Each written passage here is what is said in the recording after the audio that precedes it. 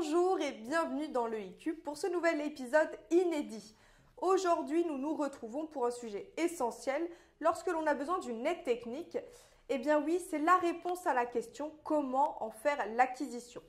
Nous allons donc vous donner toutes les infos sur les démarches et procédures pour avoir accès à une aide technique. Mais avant toute chose, Thibaut, peux-tu nous rappeler ce qu'est une aide technique ?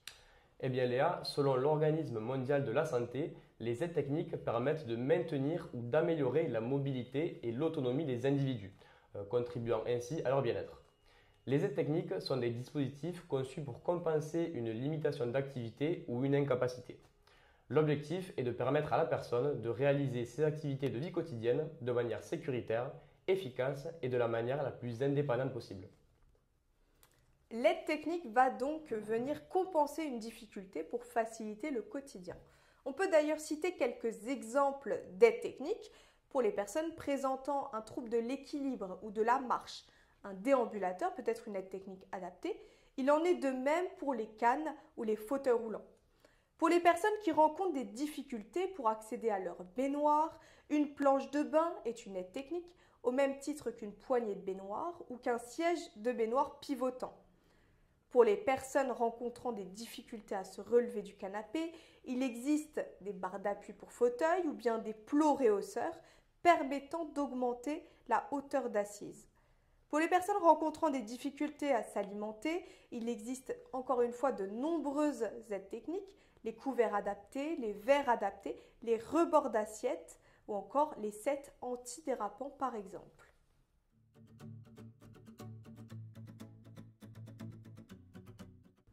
Merci Léa pour cette liste qui n'est bien entendu pas exhaustive.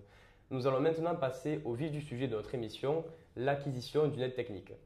À savoir que celle-ci peut être détaillée en grandes étapes. Léa, est-ce que tu peux nous en dire davantage sur cette première étape ? Eh bien oui. Premièrement, il convient de repérer la situation de handicap. Pour cela, on se pose des questions très simples.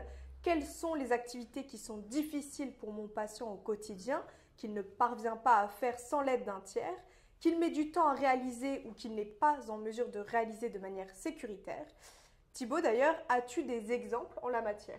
Eh bien oui, on peut citer des activités de la vie quotidienne comme se déplacer à l'intérieur ou à l'extérieur de son logement, faire sa toilette ou accéder à sa douche ou baignoire, s'habiller ou mettre ses chaussures, se rendre aux toilettes, prendre ses repas, faire ses courses ou encore entretenir son logement et bien d'autres encore.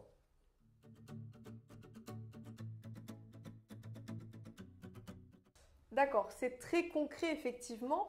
Une fois que l'on a repéré la situation de handicap, il faut comprendre le besoin. Quelle est la difficulté réelle? Qu'est-ce qui empêche de réaliser la tâche? Thibaut, d'ailleurs, tu peux nous donner quelques exemples. Eh bien, par exemple, une personne qui aurait des difficultés à accéder à sa baignoire. L'empêchement peut venir du fait que cette dame n'arrive pas à lever suffisamment la jambe pour passer le rebord. La problématique peut être tout autre et peut-être que cette dame perd l'équilibre lorsqu'elle est sur un pied pour enjamber. Selon le cas de figure, on va apporter une solution différente. Par exemple, pour la première situation, on peut placer une planche ou un siège et dans la deuxième, une poignée de baignoire ou une barre d'appui.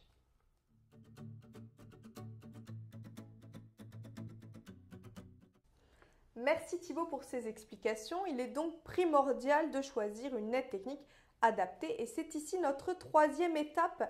Il existe un grand nombre d'aides techniques comme celle citée en début d'émission et bien d'autres encore comme des guidons de transfert, des draps de glisse, des coussins pivotants. Et pour une même aide technique, il existe un très grand nombre de modèles ayant des caractéristiques ou des options particulières.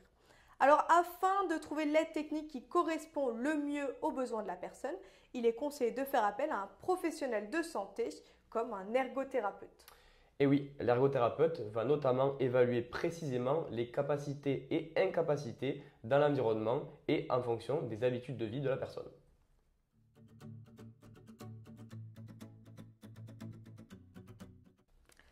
La quatrième étape consiste à réaliser un essai. Pour être certain que l'aide technique que vous souhaitez correspond bien aux besoins, il est conseillé de réaliser un essai avant l'achat.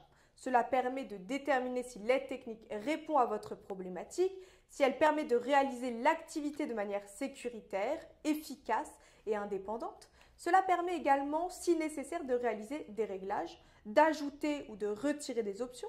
Dans certains cas, il est conseillé d'essayer l'aide technique dans l'environnement propre de la personne. Pour un déambulateur par exemple, il est important de savoir si la personne peut se déplacer au sein de son logement avec et s'il n'est pas trop encombrant par exemple pour passer les seuils de porte.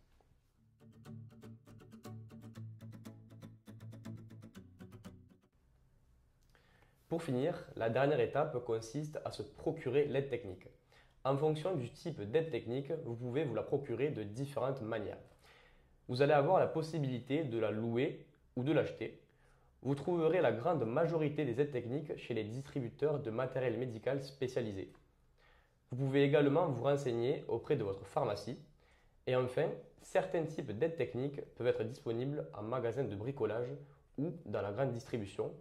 On peut parler des barres d'appui pour les toilettes ou encore des ouvre-bocaux automatiques. Bien entendu, il y a aussi sur Internet, vous pouvez trouver des aides techniques reconditionnées sur les sites spécialisés.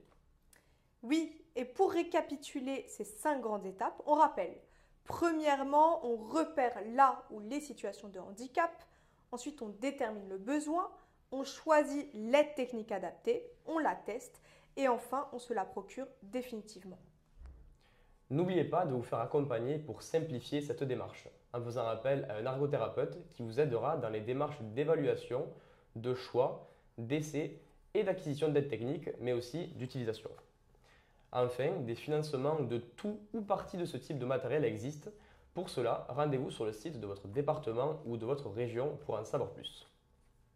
Merci Thibaut, merci d'avoir été avec nous pour cette émission dans le e-Cube. J'espère qu'elle vous a plu et on se retrouve très vite pour un nouveau numéro. Au revoir. À très vite.